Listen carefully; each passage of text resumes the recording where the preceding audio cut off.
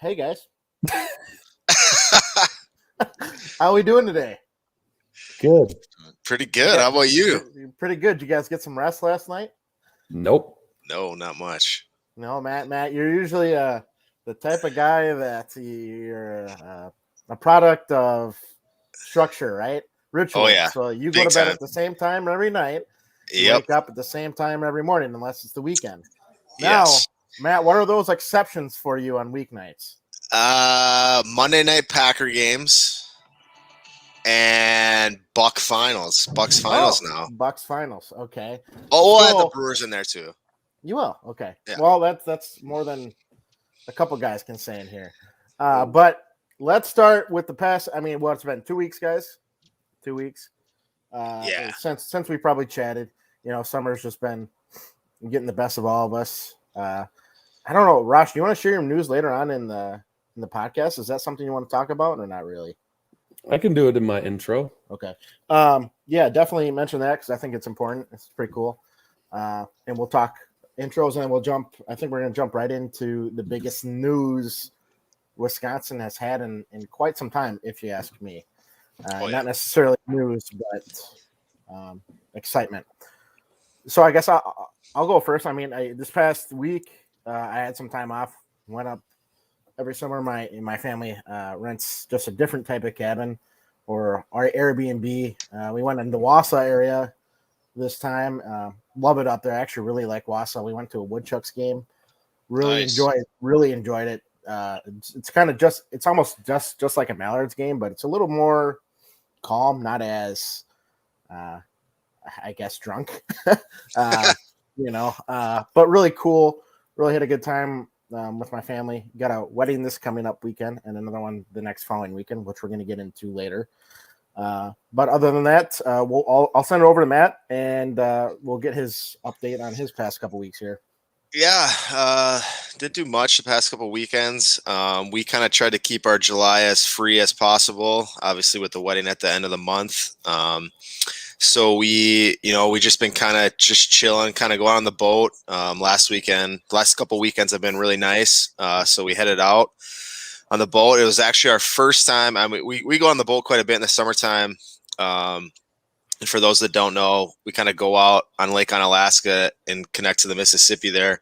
But it was actually our first time going through the lock and dam. So that was quite the experience. It's actually a lot easier than I expected. But yeah, Saturday night after the boat, obviously cheered on that big Bucks W. And then on Sunday, which I don't know if I shared this it's been a couple of, we finally finished our deck. I know I sent you guys some photos. Yeah. Took us about 2 long months, but finally finished it. Turned out great. But yeah, pretty chill leading up to next weekend. What about you, Cool. Mike? Cool.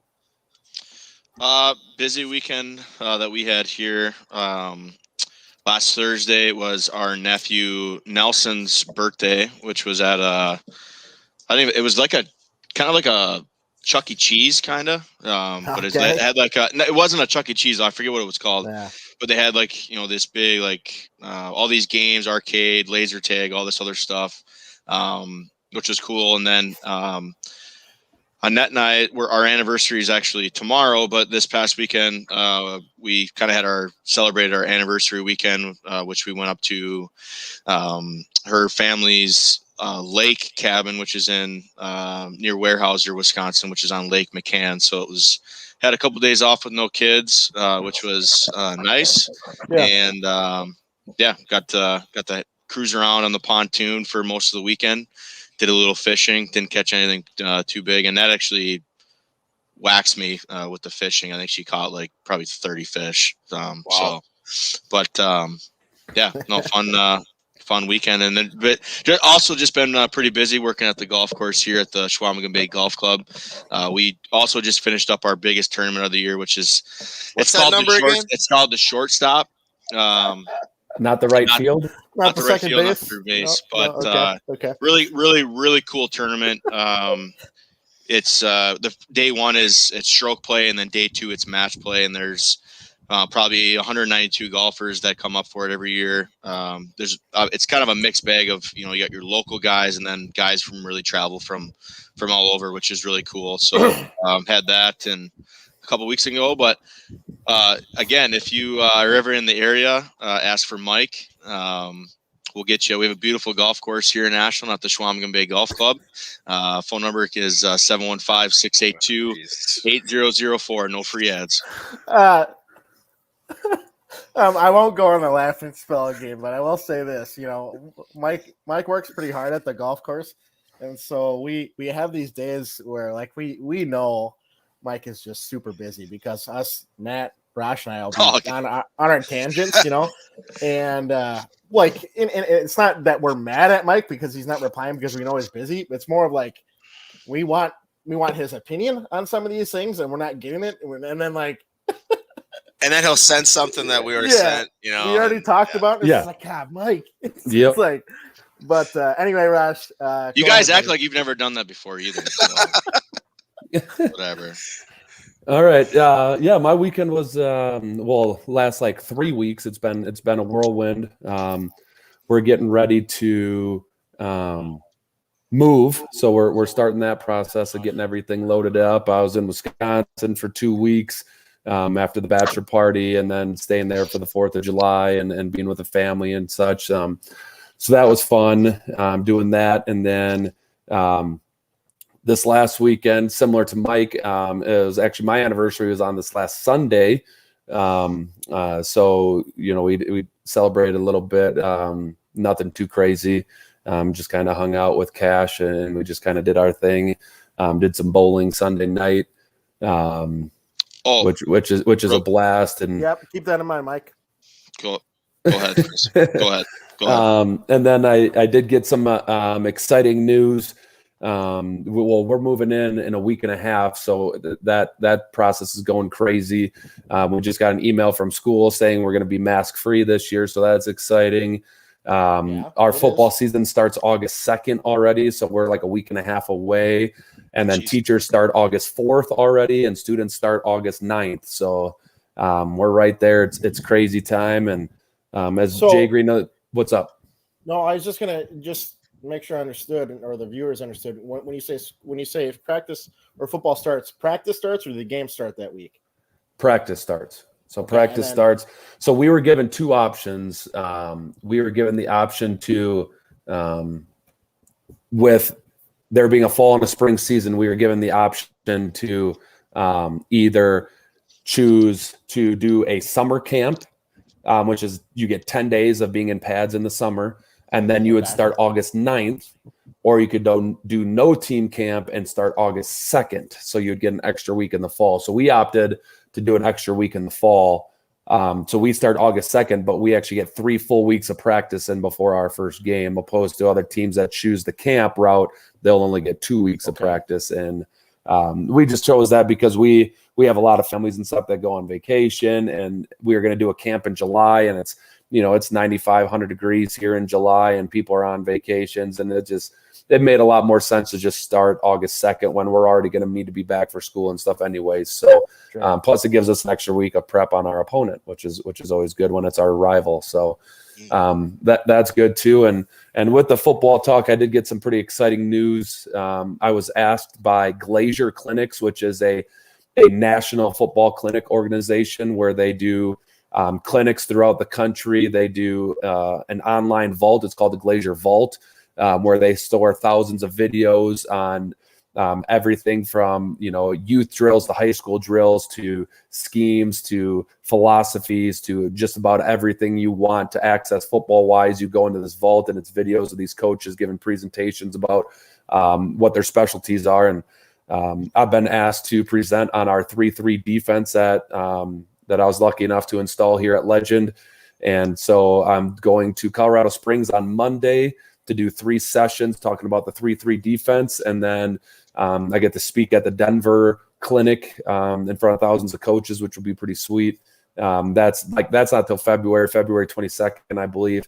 I'll be doing 3 sessions there, and I get evaluated on my performance. And if I do well, then I get to travel across the country doing clinics on the 3-3 defense. So pretty excited about that.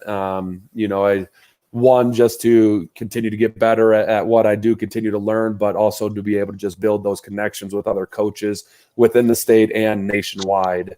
So it's a pretty exciting opportunity. I'm really looking forward to it, and hopefully I get to travel a little bit because most of the clinics are in February and March. So I'm going to request that I go to Dallas and Tampa and all the warm places down south. Yeah. So pretty excited. You'll make some more connections. Which means a lot in the sports world, obviously, if you want to progress your career, your coaching career anyway. Yep. It's one avenue to do it. Mike, we'll go back to you. I know that kind of triggered something for you earlier, and I was going to say something, but I was hoping you lead to it yourself. So 2 things before I get to what I was going to say. You guys were chirping me hard about the "we're back" comment last time. I was right on that. It was the Texas coach, and if you haven't seen it yet, we put it on our Facebook. Yeah, you were right. Yep. Secondly, I forgot to mention I took my son Henry to his first ever movie at a movie theater here in Ashland. 2 tickets, 2 small popcorns, 2 small pops, $14 here in Ashland. How many other people were in there with you? It was packed. Was it? Yeah. Yeah, it was cool. We went to Space Jam 2. I don't know, Ross, you said you didn't like it. I didn't mind it, honestly. I don't know. It's obviously geared towards kids, but it was okay. I mean, it was fun because they did throw in some jabs at like LeBron and stuff. So it was cool. I thought they chirped him the whole time. Yeah. So it was cool, and it was fun because it kept the adults involved. But I guess I was expecting it to be more like Space Jam, the original. Oh yeah, it's nothing like that at all. It's not like that at all. And so I think that's what kind of threw me off personally, where I didn't really like it. But I honestly thought LeBron did a decent job. So I thought it was okay, but the first one was just significantly better. So it's hard to compare the two. But I did keep seeing something which is hilarious. That I keep seeing people are comparing the GOAT debate. Have you seen that? Oh boy. Didn't it say one of them was MJ went 22 for 22 and LeBron went 4 for 5 in the final game or whatever it was. Exactly. Yep. And so I thought that was hilarious that somebody was doing that. Yeah, I could see that. So I thought that was good. Anything else, you guys, about your guys' weekends or past weeks? I know coming up we're gonna be pretty busy with Matt's big week next week and whatnot. So not sure if we have an exact time when we'll be back on next, but let's jump right into the big stuff, the Bucks. Pretty exciting stuff. I know we've really gained momentum in terms of us talking about it. Obviously during the playoffs, right? And I've made admissions to comments I've made in the past, such as I just didn't know about the Drew Holiday trade at the time. Yeah, that's true. Did I feel that way? Well, you're giving up a lot of picks, and I did not know Drew Holiday. Okay, I'll just tell you, I did not know he was that good. But we'll get to that. I was wrong, and I wasn't really. It's more of a I'm always let's wait and see type of always trade. Oh yeah, let's wait and see. And boy, did we see. So, let's start here, guys. What about this run, this experience, this championship, these games was most exciting to you? And I don't know that you necessarily need to give me one thing, but like watching it last night, I was ecstatic. I think the biggest thing for me, my biggest takeaway, because I don't watch any basketball. I think we talked about this before. Was really the only time that I'm watching is usually the conference finals and then the finals. But obviously with the Bucks this year, I was watching it through all the playoffs. But I think the biggest thing for me was, and we talked about this last week as well. But it's just this was for Wisconsin. I felt like everybody was like rooting for him. Like Matt talked about, like, there's that watch party I think you were at in like Madison or something like that. Oh yeah, the bar at yeah. Yeah, like they even like here in Ashland at the good old neighborly bar, like they had like a little watch party last night, and they had them, all the finals games and stuff like that. I think that's my biggest takeaway. It was just, we talk about, being snake bitten maybe like in those heart wrenching losses that we had, and yes, we do. I think we mentioned in our group chat, like, yeah, we've been pretty damn fortunate being Wisconsin fans of Packers and Badgers and Bucks and whatever. But my other biggest thing is it was so cool to see Giannis talk in his interviews after every, because I obviously check the highlights and stuff like that, but just the way that he wanted to win for the people of Milwaukee, and obviously for him too and his teammates and stuff. But he really talked about, like in his post-game interview last night, he talked about, he stuck around, and I think we lost Chris there, but he stuck around for or signed that max deal for the people of Wisconsin. And I just think it was so cool. And then he talked about like being on the, not going to a super team, and this was hard, but he did it. You know what I mean? So awesome. Go ahead, Matt. Yeah, kind of piggyback on what Mike said. I was going to kind of say the same thing about how he kind of said how much harder it was. He didn't go join those super teams, and how much more that meant. I mean, he'll be idolized forever now in Milwaukee because of that. He could have went, joined Brooklyn or Golden State or the Lakers, but he didn't. He stayed home in Milwaukee because he wanted to win it for the city. And then kind of the only other thing I think I brought up to you guys a couple weeks ago that I think a lot of people forget is that like 6 years ago, there wasn't going to be a Milwaukee Bucks team. There was that vote where you had to contact your, your rep, your political rep to vote them to keep the stadium, keep the team. I remember it. Yeah. Yeah. And I think some people forget about that. Like, we wouldn't have had that last night. We wouldn't have had 65,000 people outside of the Pfizer Forum, or Pfizer Forum. And it's just mind-boggling. That's 6 years. That's 6 years later. We're 3-6 Mafia it up, and I don't know. It's just I haven't had like that. I was the finals games was how I felt during Packer games, and that is like absurd. Yeah, Rosh, you want to touch a bit? Yeah, can you guys hear me? Yeah. Okay, good. I had some computer difficulties, so I had to switch switch computers. But no, in terms of the finals, I'm not a basketball fan, and when the Bucks are involved, I had to. I had to watch it, and to me, it was very difficult at times with the officiating. With the officiating, I mean, it just. And I'm not saying it because it was against the Bucks. There was times where Chris Middleton shot a ball and was fouled, and I was like, he wasn't touched, but he's shooting free throw. That time he fell down and got right back up. Yeah, exactly. And so, it just – and I get it. Reffing, there's human error. I understand that. But when it's a common trend amongst all the games, every game, that's when it's like, okay, this is ridiculous. But in terms of the Bucks, I mean, it was extremely exciting. There was times in a couple of the early series that I got a little nervous, right? Like we didn't even expect them to get through the Nets, right? Like I didn't. No, I honestly didn't. Yes, the injuries to the Nets helped us. But honestly, I didn't think the Nets didn't play together as a team very well. You know what I'm saying? Like, I think that's what separated these super teams from what the Bucks did. And I think it could theoretically change the blueprint on how some of the smaller market teams operate is they got players, and yes, they gave up a lot, Jay Green. They did. They gave up a punch for Holiday. They did. They got players that they knew fit what they were trying to do, right? And I think Mike mentioned it with, who was it, the Islanders, Mike, for hockey? Same thing. You look at the Islanders, there ain't a whole lot of big names. There's a couple. but there's not a ton of big names, but they just played to their system. They played the way they needed to. They believed in their system. They believed in their coach, whatever.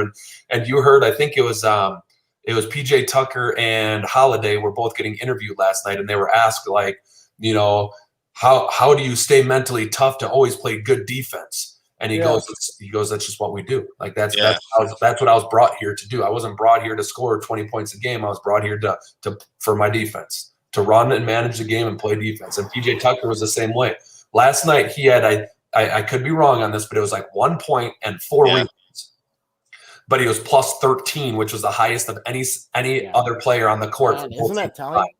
So like that tells you right there, like that dude had a significant purpose for our program, and it wasn't to make baskets, it wasn't to pass it, it was to play really good defense and rebound, and that's what they did. And so that was, to me, it was really fun to watch, being a defensive minded, I guess, athlete, so to speak. I was defensive minded in hockey, defensive minded in football, etc. But it was really cool to see the defense. I mean, the Suns played really good defense too, so it was a fun series to watch. But in terms of excitement, man, I'm with Matt, where like when we're in the NFC Championship for football, football being my sport, like I am so jacked up, so giddy, and I felt that a little bit last night. I really did. But it even exemplified it when all of us know Milwaukee struggles, man. Like as a city, it struggles. Like I'm not talking sports. Like I'm talking, the economy, the violence. There's a lot of things that Milwaukee struggles with, and to see 65 outside, 20,000 inside, like let's just call it 100,000 people in that general facility, like all there for one purpose and all there together. It was just powerful. It was awesome. Yeah. It was so awesome to see. I didn't see any riots or anything like that. It seemed like everyone was there, and just, I mean, it was awesome. So like, it felt good to me. Giannis is a freak, dude. Like, I mean, what he did on the court, and then the things he said afterwards in his interviews, the things he said in the past. I mean, between him and Yelich doing what Yelich, no one better. I mean, like, we're lucky. We're lucky. Yeah. We'll get into the other guy that I wish would, follow a similar suit, but we'll get to that a little bit later. But it was awesome for a non-basketball fan. I was extremely proud of the Bucks and Giannis, and it was just awesome. It was awesome. And I got kind of two other things too. I think with a win like that only helps, because like I'm not a basketball fan, but like I'm gonna be a Bucks fan now. Like I really think like this helps the the NBA in general. When you have a team like the Milwaukee Bucks, like, yes, we have a stud in Giannis. We have, they're not, I would say, like premier superstars in Middleton and Drew Holiday, but I mean, they're obviously good players. But I think this gives, it's just way better for basketball in general, where it's, oh, here we go, it's LeBron James and the 3 other guys he's got, or hey, here it's Steph Curry and whoever he's got. Like, it gives hope for like the Portlands with Damian Lillard, or Memphis with like that John Morant, or like the teams like that. Like, if they say, damn, the Milwaukee Bucks did it. Well, if you're Portland or like one of those teams, like, why can't we do it now? Yeah, even the Suns. Look at the Suns too. Yeah, exactly. Yeah, I was gonna go ahead, Matt. Yeah, I was gonna say, like, kind of going off that. Everyone's like, oh, these ratings are going to be brutal. These ratings are going to be brutal because it's going to be Milwaukee versus Phoenix. But I think, I mean, I only usually, if the Bucks aren't in it, I usually probably only watch the finals. And I would say this is it was way more exciting, obviously a little biased, but way more exciting than like Lakers Heat, Lakers Golden. Every game came down to the wire, every game. Yeah. And then, like, it was cool how you were talking about small market. Sacramento Kings actually tweeted at the Bucks today, or I think it was last night. It was like, one small market to another. Congratulations. It just gives hope to these smaller teams that say, hey, like, Milwaukee did it 8 years ago. They won 15 games. And this year in the playoffs, they won 16, And so it just shows you that you just got to put in that work. Yeah. And it shows those other teams, like, if you have a, like, it might be rough now. And it's going to be rough for a little bit, but we could be there in a couple years. And and I got one more point that I wanted to make, and I don't know why I do this, but like I work mornings in the golf shop every day. We have a TV and I'm listening to Stephen A. Smith and Max Kellerman. Oh, jeez. And they talked about the Bucks for 2 seconds, and then they go right into, well, Bucks probably aren't going to repeat because LeBron will be healthy, and this guy will be healthy, and this guy will be healthy, and this guy will be healthy. It's like, dude, who cares about next year? Like like why are you guys not talking about the Bucks? They just won it. You know what I mean? Like, I don't know. I think I got nothing else to say. I'm just pissed off by that. No, I agree. I agree with that because look at the NFL. Like, I don't know about you guys, but I've been hearing about the Buccaneers all off season. Yeah. You know, and they're the ones that won. But now it seems like the Bucks won, but they're that small market team. They got one superstar, but nah. So let's just move on to next year. They won, cool, congrats, let's move on. But the Bucks win with Tom Brady and Gronk and all the big names and Mike, and we just hear about them nonstop all summer. You know, Tom's MCL injury. Oh, they're at the White House. You know, like they just visited the White House or whatever. It's like, you know, that one we want them to talk about somebody else, and they won't. Exactly. Yeah. Well, I got a couple more questions here, guys. For us, guys, I think we could obviously keep talking about how great and special this is. This could be a long one tonight, Jay Green. Yeah. Okay. Well, let's go to, and we kind of hinted on this already. The most memorable moment in the series, and the single one. Now that could be a play, that could be the interview, that could be a shot, that could be something another team did against us, whatever it may be. And I'll start us off. And it's okay for us obviously to agree on it, but like, I think it was game 5 where he had that block. Yep. I mean, is that kind of what you guys were thinking too? That was mine. Yeah. I got a different one. Same here.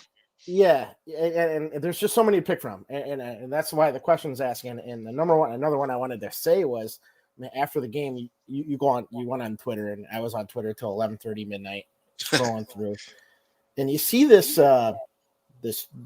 video of Giannis, who I don't know how old he was, 14, 15, just a scrawny, almost bald-headed, talking like he's just learning how to shoot, learning how to play basketball, and it hit the emotions just right, like, because it's just like he talked about, you know, selling DVDs in the street, and now you hear it go watches too or something. Yeah, so I got a feeling I know where you're going with it, Matt, but let's hear it.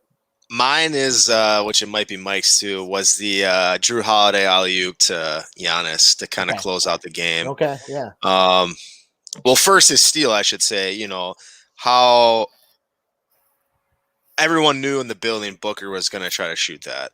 You know, he was not passing that, and you know he just kind of stole it from him, went down, and just the balls on Holiday to throw that thing up. I mean, there was 15 seconds left.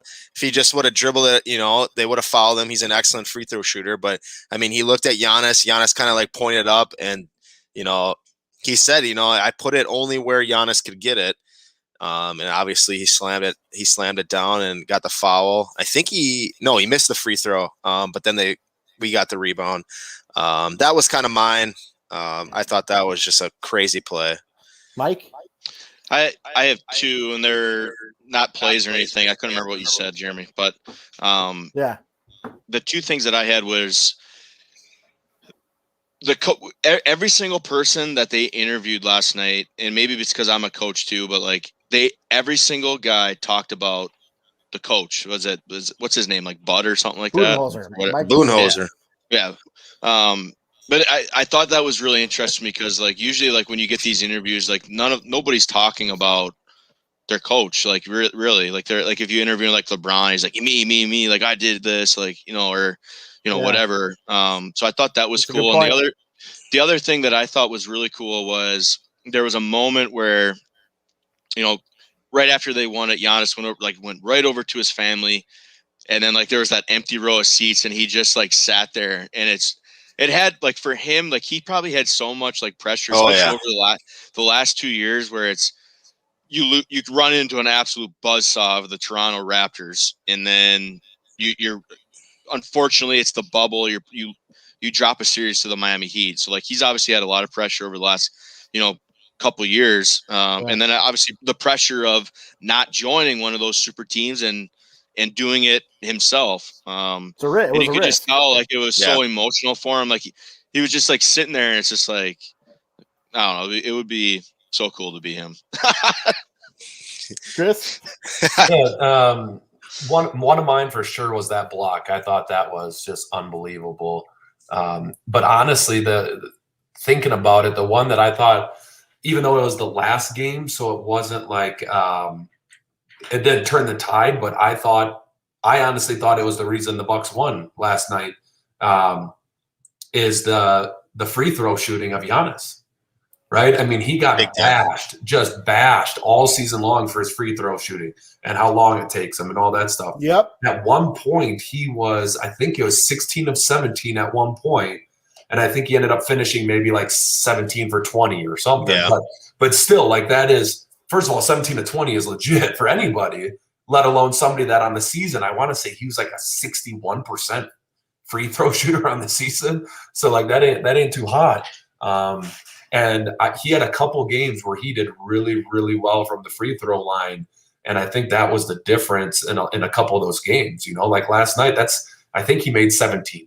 I could be wrong on that. Yeah, I think that's right. But let's say it's 17. That's 17 points off of free throws, based on, and let's say he only made half of those. What do we win by 7? Right? Yeah.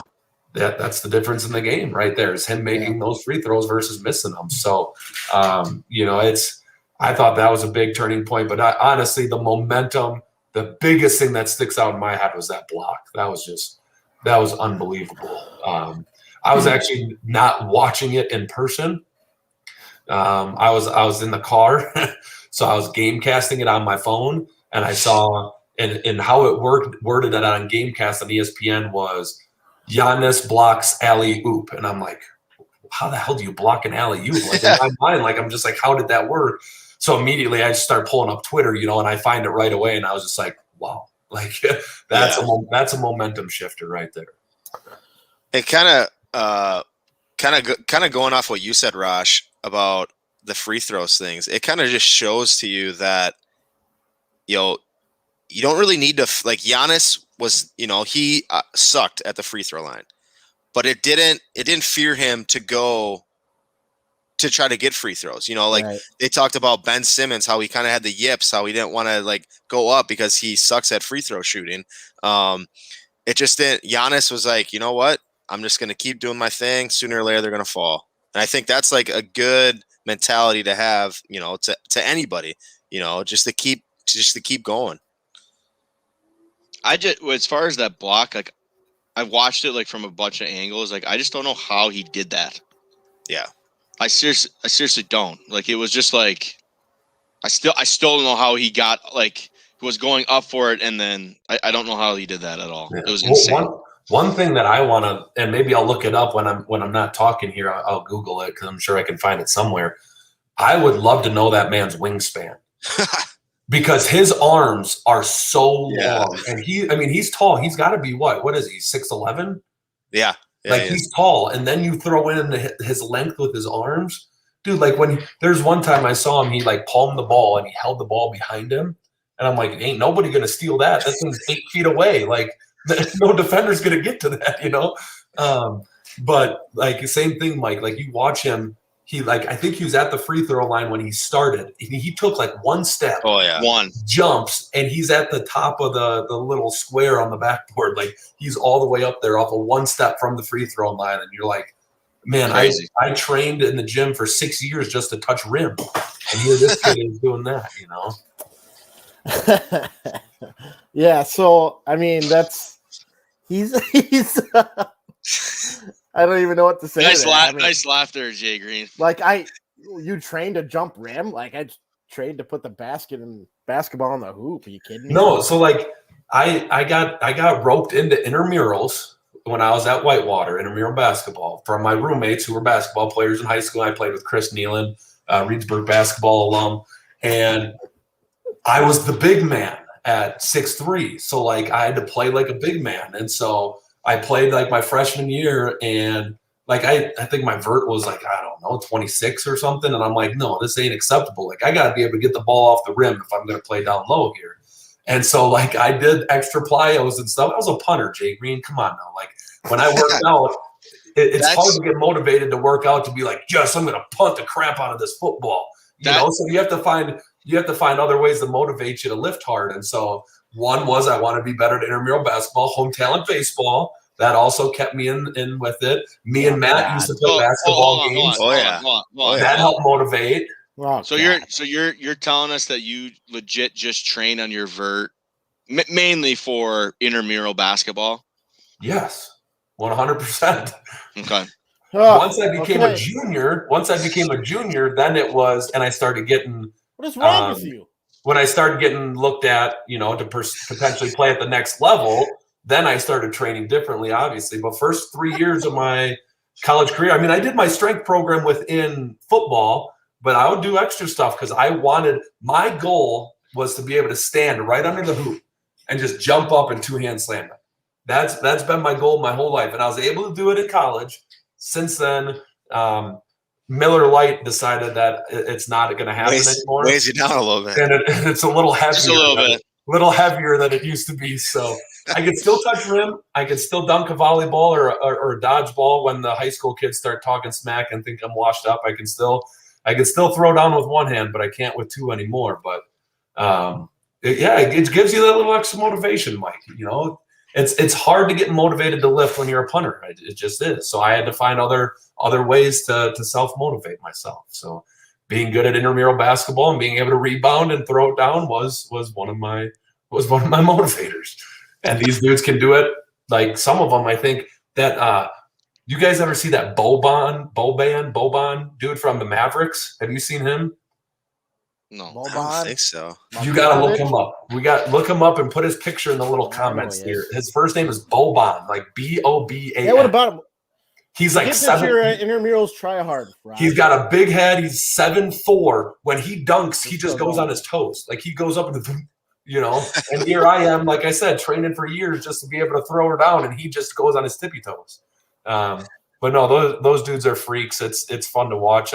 You know why he gets the name Greek Freak now though, because the dude he was a monster. 50 points on the 50th year anniversary of us winning it the last time. And he got 50 chicken McNuggets from Chick-fil-A today. Hey, I don't know if you guys saw that. They're not McNuggets. You can't. Or what are they? I mean, just nuggets. Right? You can't believe McNuggets is McDonald's, right? That's true. I'm gonna go. Yeah. Let's move on here. Favorite buck in the series. Basically, there was 7 of them that played significant minutes. Who wants to go first? I'll go first. I mean, obviously, I think all of us would obviously choose Giannis. But mine is I liked him from the start. PJ Tucker, love that guy. You know, he brought that energy, that swagger to the locker room. That's kind of like, we're not going to take any crap from nobody. You know, we're going to be the initiator. And the kind of the quote that I sent you guys in the Nets series was, you know, the Bucks were dogs, you know, and he went up to KD and pretty much was like, I'm the dog in here. Just like right to his face.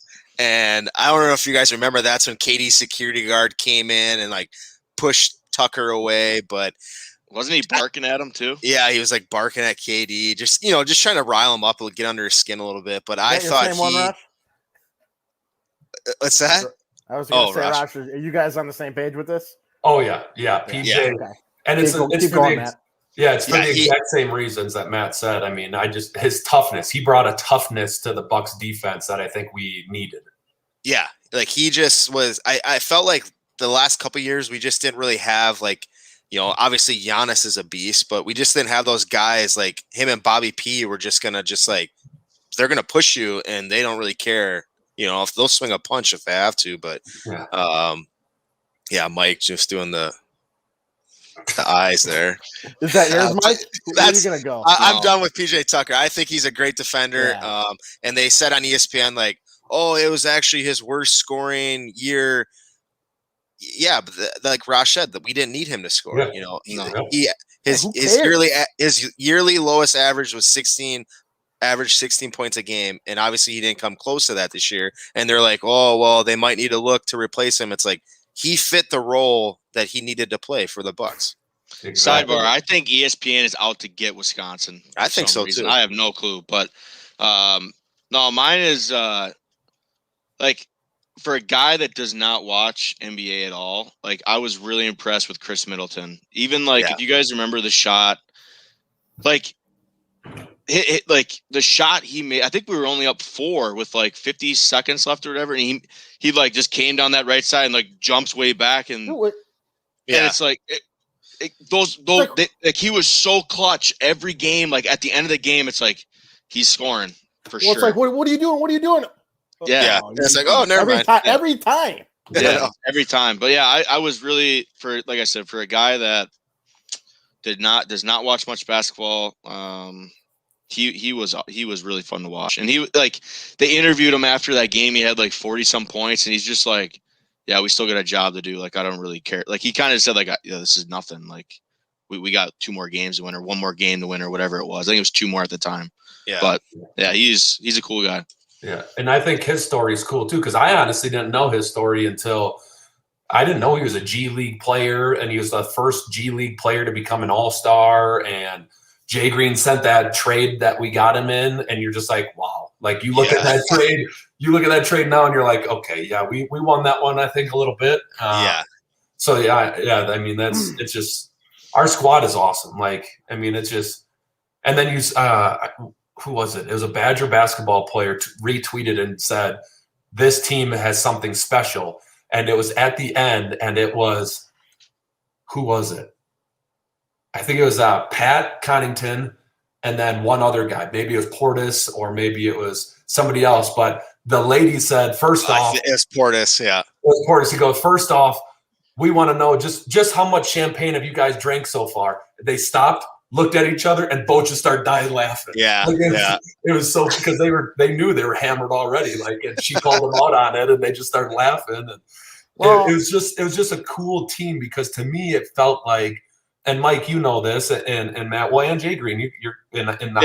It was a team, not 3 guys. And you guys know how hard it is when you get dudes from all different backgrounds and environments that aren't going to be best friends, but on the court they get along, right? Well, the Bucks to me feel like they freaking party outside of this. Outside, I feel like they go to each other's. I feel like they go to each other's kids' birthday parties, like. To me, they truly look and act and feel like a family, like a tight-knit little group.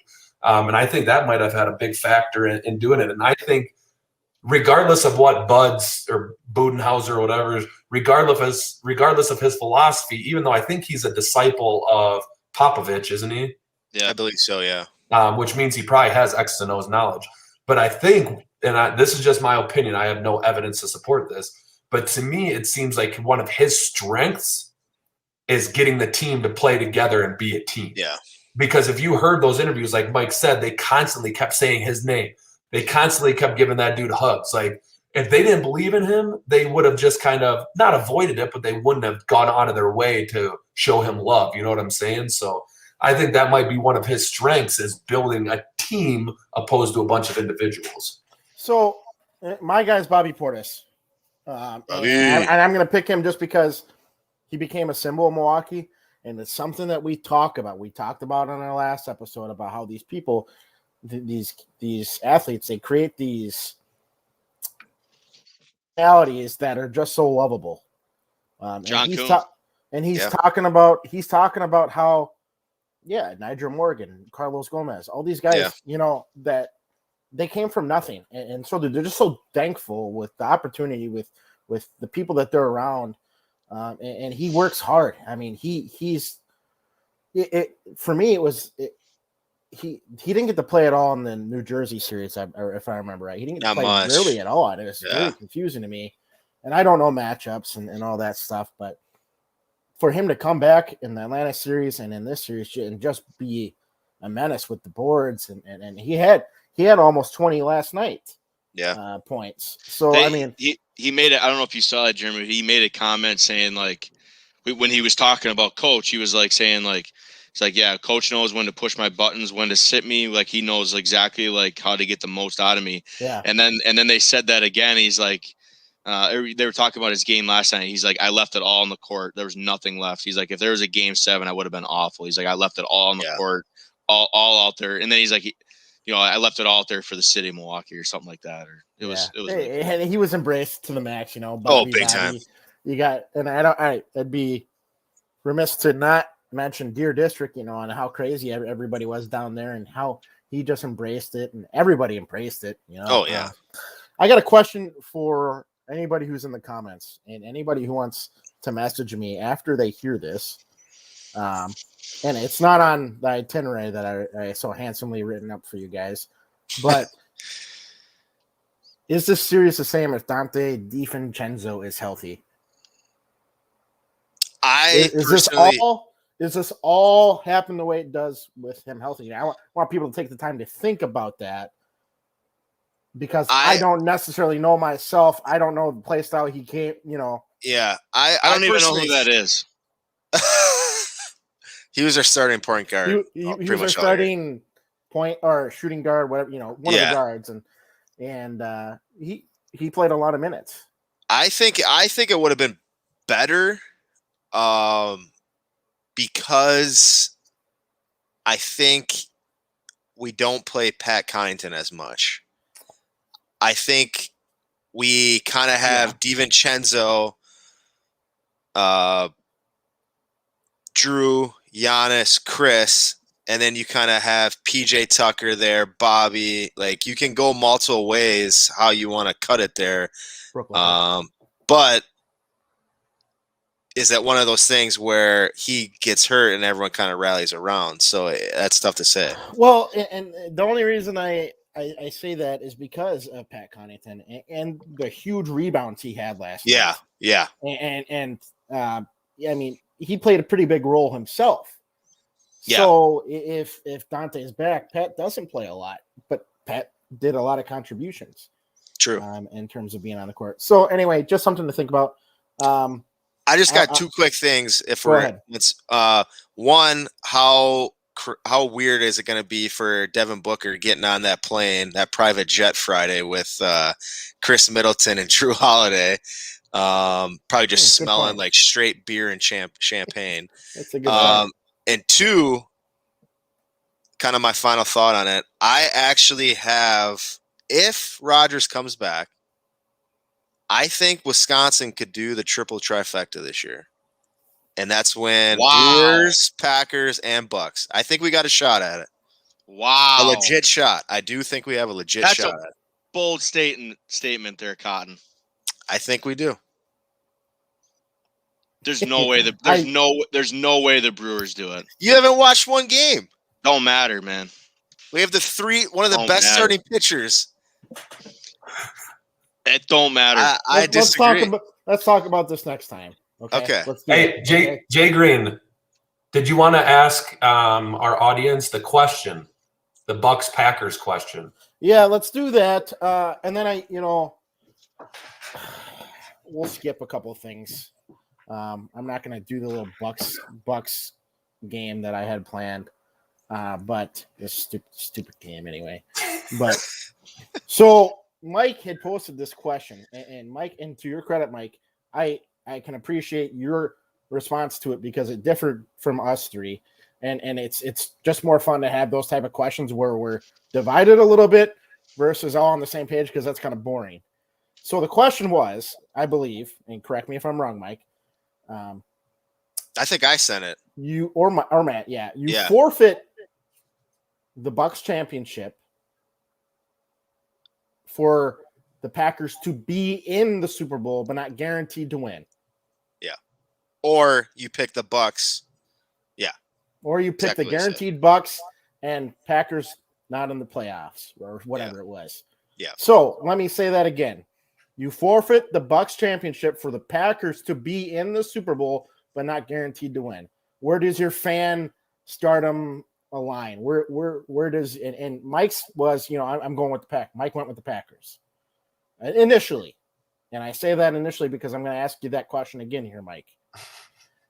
Rosh, myself, and Matt, we took the Bucks. So, Mike, right now, do you still, after seeing what you saw and watching what you watched, do you still feel that you would take the Packers in that question? 150%. Okay, and I'm going to give you the opportunity to explain yourself here. So go ahead. Yeah, I mean, last night was awesome and cool, and it was cool being a Wisconsin sports fan. But I don't watch basketball. You don't watch baseball? No. Well, you just chirping Mike tonight or what? What is this? But football season, I love the Packers. They're my favorite team. It's not even close to I watch every game. I follow probably 50 Packers beat writers on Twitter, which is insane. Yeah. Shout out Aaron Nagler. That'd be a great guest if we ever could get. Could we? Can you imagine if we got Aaron Nagler on this? That would be just unreal. But I don't know if it would end well for me, but yeah, probably not. But I would still stick. I would still stick with Packers. Yeah. Okay. Packers getting back to the Super Bowl, man, that'd be awesome. That's fair. And I guess we'll just kind of leave that at that. There's a couple other things I want to get to here. First thing I want to say is if anybody wants a can koozie, contact one of us, and we'll make sure to get you some can koozies. You can call the Schwamigan Bay Golf Club too, 715-682-8004, and then I'll link you up with Jeremy. Yeah, do that. Just don't ask for left-handed putters because he doesn't help you out very much. I have one. We have one in the shop, and it's $349, Jeremy. Yeah, I'll pass on that. NHL expansion draft is happening currently. Oh my God, it is. And I want to say that I'm going to bring it up here. I've been watching it. Yep, I got the results too. Carey Price did not get selected. Really? Wow. Jordan Eberle of the Islanders is a big name. Yep. Yanni Gord. Oh yeah, he's with the Lightning. Yep. Chris Dreiger is the slated starting goalie for them. He was split time in Florida. And otherwise they're still going. It looks like, Rosh, for your info, they're slated to take Donskoy. And so the reason I bring this up is because there were some really big names left unprotected. And the way an expansion draft works is a new team comes into the league, and besides the Las Vegas Knights, who are their newest team, you get to pick one player with some rules from each team. And there were some really good players that were left, hey, you can take them if you want. Vladimir Tarasenko for the St. Louis Blues is one really big name. Gabriel Landeskog for Colorado was a really big one. Both of them are having contract issues. I think Vladimir wants out and Gabriel wants to stay, but it's just they're not meeting in the middle. Anyway, Carey Price, who just played in the Stanley Cup, was starting Stanley Cup goalie, was left unprotected. All those guys probably cost a lot of money. And so I guess because they're picking one, so he wouldn't go number. I guess it wouldn't matter what order he goes then, right? So he could still get selected. Well, the reason I say that, right? They're going by division, I believe. Oh, okay. Montreal, they don't have a guy that has been taken yet. Yeah, Cale Fleury was just taken by them. Yep. Yeah. So Montreal's guy, they're done. Yep. Okay, I didn't see that. Sorry. And no, it's okay. Jesse asked, do either of your opinions change if the Packers were guaranteed to win the Super Bowl? Oh, 100%. Yes. Yeah. I've just quick bit on that. For me, it's we've been let down so many times. I'm just going to take the automatic win. Jesus, you want to put a trap question on me. My brother wants to just throw that in here. But I don't know. They're both guaranteed to win a championship. I mean, I'm not answering. Of course, we're going to take the Packers. Yeah. Like, this is borderline a Packers podcast. It really is, unfortunately, lately. So anyway, to progress the hockey talk, I think since the last time, actually the night that we were recording, the Lightning finished off the Montreal Canadiens. And Rochel another wrong pick by me. I said guaranteed Montreal Canadian. Yeah. So. Yeah. It was a good game, wasn't it? It was like 1-0 though. And it was fun playoffs. I got to give it to NBA too. It was fun playoffs this year for sure. Obviously, it's more fun when your team's winning. I got one more thing here for us, and it was kind of the way that we finished up last episode. We had given Chris the responsibility to listen to the last 10-15 minutes of our last episode to kind of understand how'd that go, Chris, for that question that was going to come for this episode. And so the question that was asked, and Matt, Mike, and we all answered it gracefully, was, I'm pretty sure I even gave Chris like a couple shout outs during mine as well. You did. You kind of pumped his tires a little bit, as you would say. So anyway, we all talked about our worst sports moment in our careers. And I mentioned a little league gaff that I had. Matt had state football, and Mike had football against the T-Birds as well. So, Rosh, that being said, you have the floor to speak on this topic. Jeez. Worst sports memory. So I have actually quite a few. Just one, just your biggest one. I know. I'm trying to narrow it down. I know if Neil Matson was listening, he would chime in right away and let you know that. We're going to get to that. I think we're ending with that one. Yeah, we're going to talk about that because my brother brought it up as well. So, but we didn't rock mullets. I never rocked a mullet. Well, TJ did. I mean, TJ had dyed hair and beads in his hair. I had cornrows at one point and pink laces. I mean, he was. Hey, keep going. Trying to think. Baseball in high school, there was one game that sucked pretty bad. What game was that? My senior year when we lost the playoffs to Sauk. Remember, we had like a 6-run lead. Take me through that. Take us through that. Take the viewers through that. Now, I could be wrong. My recollection, it's getting bad with time here. But here we go. Can you see that? What? Who's that? That's me with cornrows. There it is. Oh, jeez. Oh my God. That was during the hockey season, my senior year. No, but you look like my third grade teacher. What? Keep going. Your third grade teacher at cornrows? That's awesome. Keep going. No, so I can't remember it exactly, but I knew that. So my senior year, I separated my AC joint in hockey, and so I was second on the team my junior year in innings pitched. Even though we had Jeremy Horkin, Rusty Meyer, Jared Fish, like we had studs on that team when I was a junior, but because of the innings limits and all that stuff, they would always go like the first 5 and then I would go 2, but that would mean I was eligible for the next game right away. So I pitched like 2 innings every game, and that's all I did. And so I was slated to get a lot of innings in the next year, but then I separated my AC joint, and it was my throwing shoulder, so I couldn't really pitch. And so I DH'd, eventually worked into playing a little in the field. I think I ended up being, I don't know, honorable mention all conference utility or something. But I remember I started pitching towards the end of that season, and we were in, I think it was playoffs or it was like the last regular season game, but it was a meaningful game. I don't think it was the last game of playoffs, but I can't remember. Dude, your senior year, we literally only lost 3 games.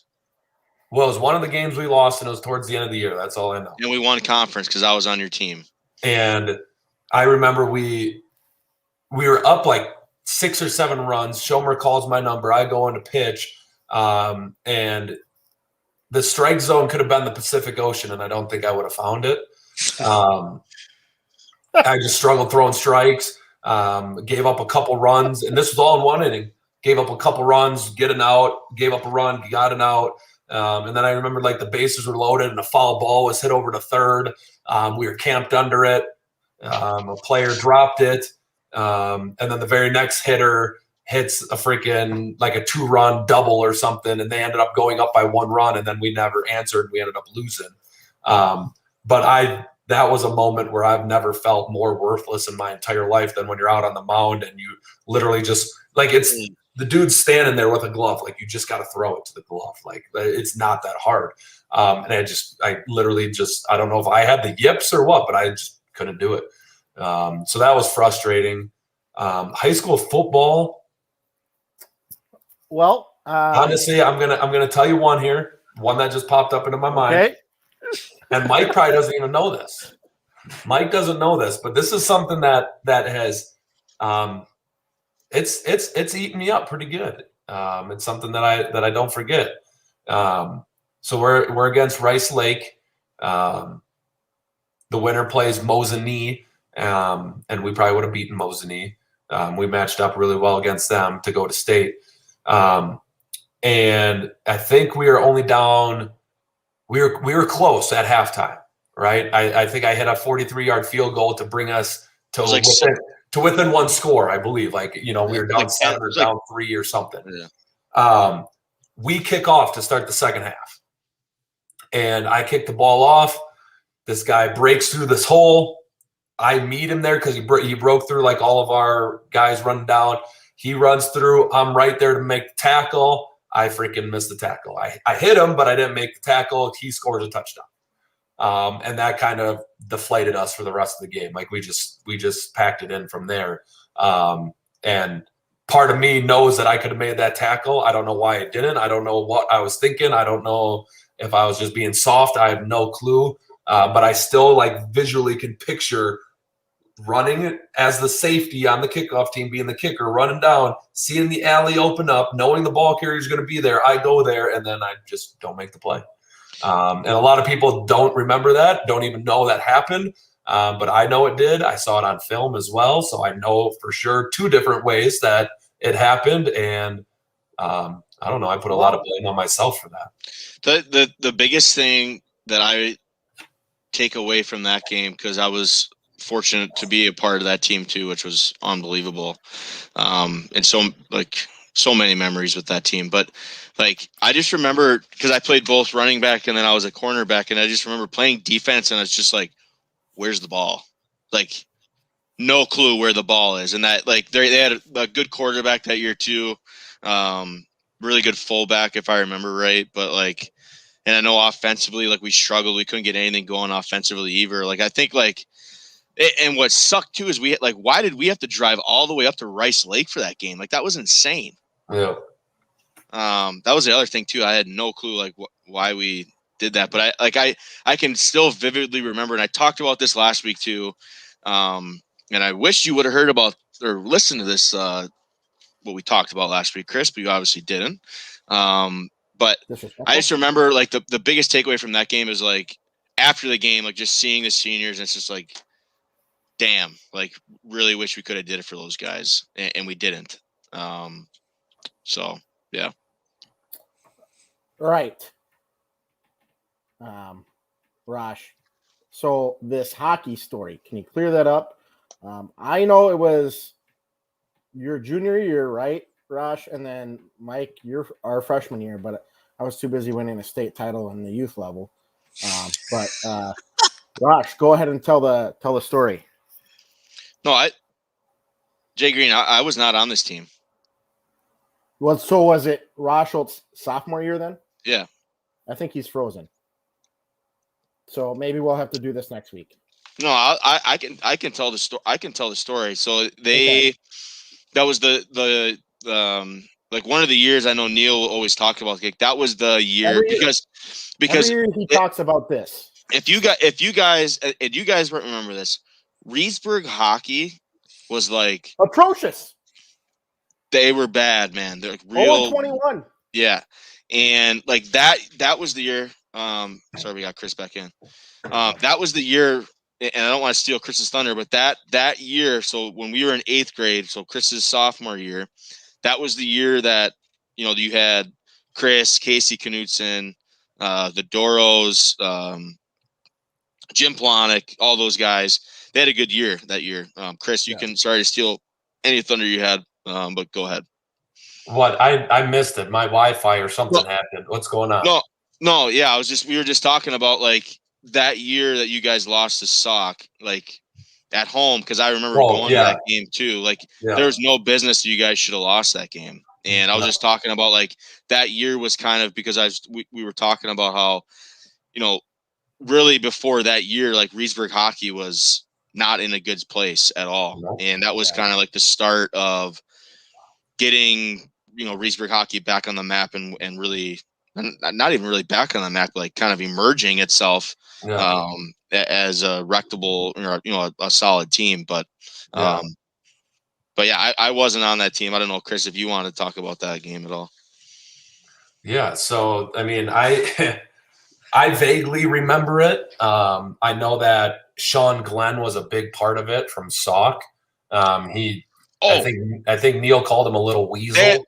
They had that goalie. That goalie too. No, their goalie was really good. They had a really good defenseman too. But Sean was the one that he was the one that everyone fed off of.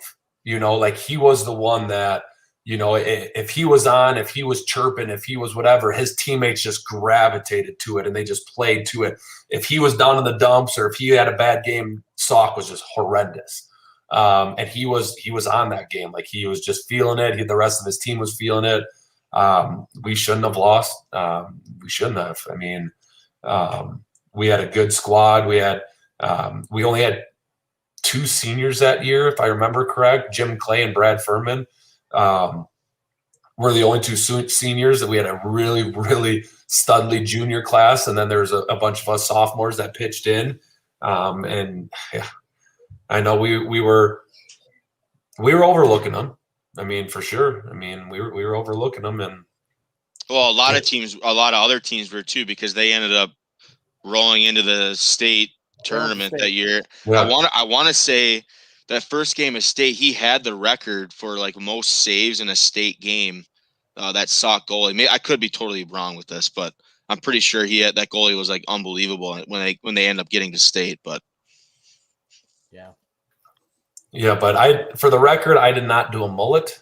I never rocked the long hair until my senior year, and then you saw what I did with that glorious flow I had going into senior year. But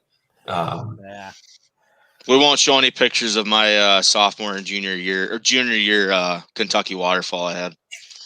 Did you frost tip it too, or no? What? Did you do those frosted tips, the blonde tips, or no? I always did those Under Armour like skull cap things. Oh, yeah. Remember wearing those? Yeah. Wear those under our helmet so then you could just like flip your hair back and then it would just keep your hair out of the. We rocked that, a Subway and a Red Bull, I think, before every single hockey game for a long time. Halo. Hey, do you remember, real quick, sorry, side topic, Mike, do you remember when we would me and Furman would eat a damn freaking Pizza Hut pizza before football games senior year? Yes. Yep. We would watch Friday Night Lights and eat a pizza. We would, before school started, Chris, because I would come over to your house. Your mom would legit make us 5 pizzas at like 12 o'clock. And we would hammer down, I would have like maybe 1 whole pizza and you would have like 4 whole pizzas. We would watch Friday Night Lights like maybe 2 times and then head over to the like Millennium Field early. And that was awesome. It was awesome. You got to work tomorrow, Matt? Yeah, I was gonna say, geez, I'm kind of getting close. I'm trying to get my Z's here or catch up. I thought you were sleeping with your eyes open for a second there. Hey, Matt, next time we're on, baby, you're a married man. Yeah, we can do it next week. We can do it next week. You just have to be early. One thing, and I know I could say this in the group text, but I think next week we got to address the Olympics. Yeah. We'll talk about all that. And one last thing. I know this episode we've been absolutely all over the place. Yeah. Jeremy, for those of you who don't know, Jeremy Greenwood is rocking a Madison Monsters shirt here this evening. For those of you that don't know what the Madison Monsters are, Oh Jesus! get a chance, just Google it. Some of the best jerseys ever made, and best apparel known to man were the Madison Monsters, and then eventually the Madison Kodiaks. But Good T-shirt. Yeah. So anyway, thank you for joining us again. Reach out to me or anybody if you want a can koozie. I'll ship it to you. I'll mail it to you. I'll pay for it. I don't care. I want you to have some can koozie, some apparel on us. Go ahead. Be on the lookout for some apparel soon. Yes, we are getting close. We are getting close. Other than that, stay safe, take care, and we'll see you soon. Thanks, See you everybody. guys. See you guys.